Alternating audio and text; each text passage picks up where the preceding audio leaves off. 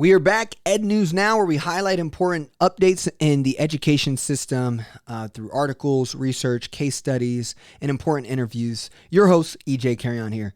Now, we just got done talking about homeschooling and how districts have to proactively and states have to proactively get kids ready and meet the demand of both in-person and building virtual learning opportunities. So this just kind of broke that Governor Abbott in the state of Texas has signed a law enabling virtual learning expansion in Texas during the pandemic.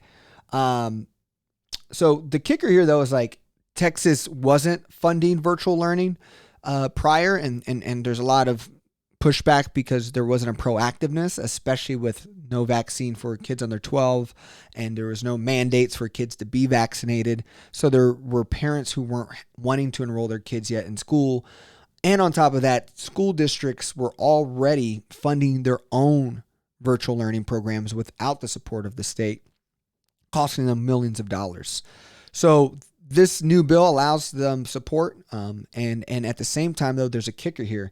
And that kicker is that this will only be available for students who thrived in virtual learning. So that means you will not get funding for students who didn't succeed in a virtual setting, which I think is interesting because I think it creates an interesting student body dynamic where you have, some of your top kids being able to take benefits of virtual learning, but your least performing kids having to work up to that moment. So students who failed the STAR test, here it is. So the new law permits districts, let me get it here.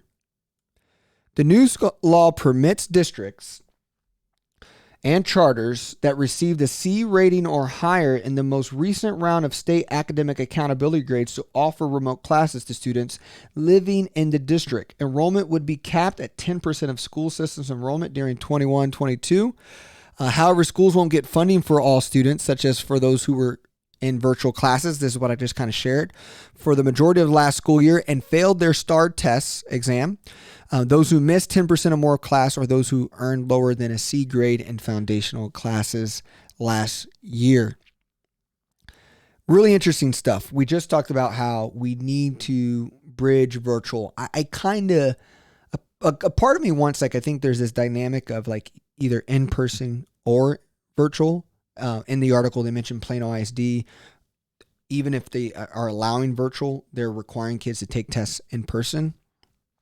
I definitely think how do we create more autonomy and asynchronous long-term will be exciting around this, but we're just getting the foundational sets there. Let's get the funding at a federal level, state level, and a local level to support virtual learning for those kids who it thrives in it.